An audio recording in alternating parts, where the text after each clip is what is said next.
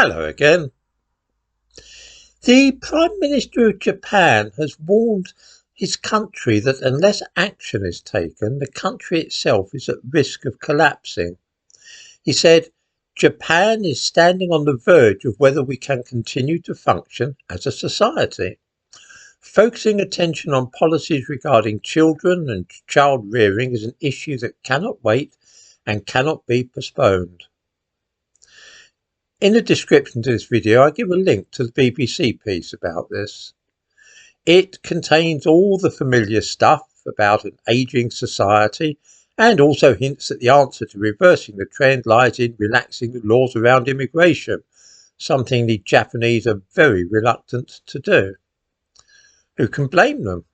They have their own ethnically distinct and homogeneous society and do not want to see it disappear, as is happening in some European countries, including our own.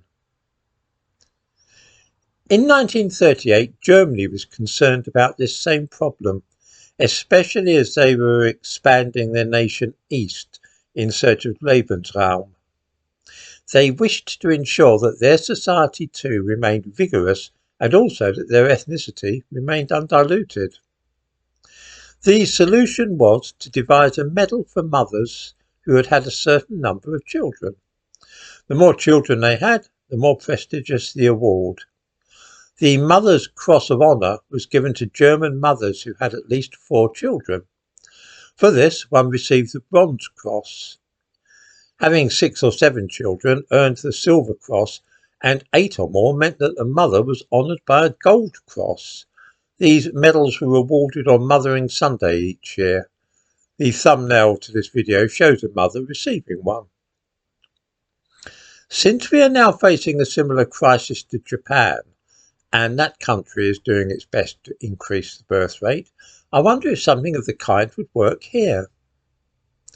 Part of the problem is that since the growth of feminism in the 1970s, motherhood has become devalued and indeed sneered at by many people. The very expressions mother and housewife have come to be seen in a negative light, and women have been encouraged to define themselves more in terms of careers than they are as wives or mothers. I can personally imagine no career more honourable or valuable for society than that of mother. It has justly been said that the hand that rocks the cradle rules the world. In modern Britain, though, every effort is made to discourage women from becoming full-time and dedicated mothers. The benefit system and that of taxation combine together with an intellectual atmosphere which denigrates the whole idea of motherhood. Every effort, both financial and social, is made to discourage mothers from staying at home to look after their children. Instead, they are urged to hand them over to state-run nurseries almost as soon as they are born, places where they are likely to pick up some very dubious ideas about all manner of things, including sexuality, race and gender. Nothing is more important than the future of the British than our children. Our mothers should be encouraged to have babies and to take care of them at home as far as possible. Like Japan, we are at a crossroads, and unless some tough action is taken very soon, our own society faces, like that of Japan, extinction.